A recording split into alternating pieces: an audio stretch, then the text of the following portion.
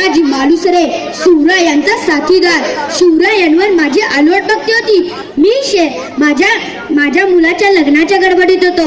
माझा एकुलता एक मुलगा रायबा, त्याच्या लग्नाची तयारी जोरदार सुरू होती. लग्न 4 दिवसांवर येऊन ठेपलं होतं.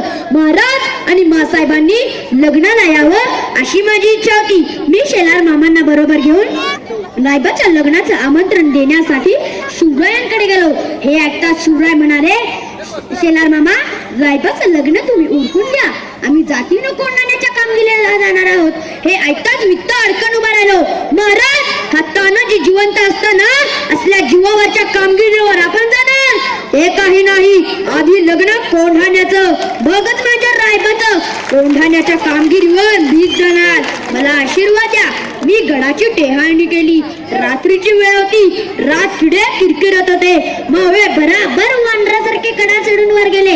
इतक्यात उदय भानाला खबर लागली. नगारा वाजला. त्याचं सैन्य मावळ्यांवर चाल करून झालं. हात गाईची लढाई झाली. तलवारीला तलवारी भिडल्या. सपासप वार उलाले. ढाली खणालू लागल्या. इतक्यात उदय भानानं माझ्यावर झेप घेतली. दोघेही मागे हटत नव्हतं. शेवटी दोघेही एकमेकांच्या वारांनी जबर जखमी झालो आणि दारातीर्थी कोसळलो. पण मावळ्यांनी आणि सूर्याजीने मात्र गड सर केला. राजांचे स्वप्न पूर्ण झाले. राजांसाठी, स्वराज्यासाठी हा माझा देह कामी आला. यात आजही मी धन्यता मानतो.